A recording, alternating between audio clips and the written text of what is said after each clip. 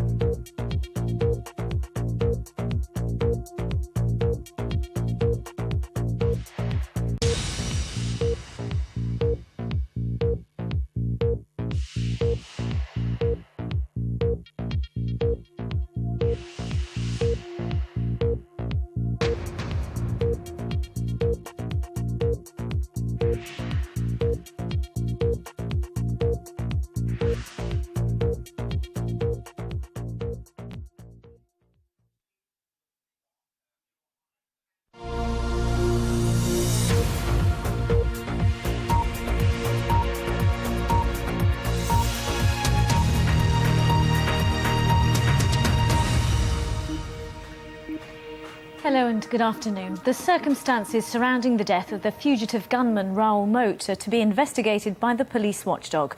Moat killed himself in the early hours of this morning after a 6-hour standoff with armed officers on a riverbank near Rothbury. It's emerged that taser stun guns were fired while attempts were being made to persuade him to give himself up peacefully. Greg Wood reports from Rothbury. Forensic teams have now moved in to make a minute examination of the river and the banks where Raoul Moat decided to end his life. A white tent covers the spot where Britain's most wanted man eventually shot himself.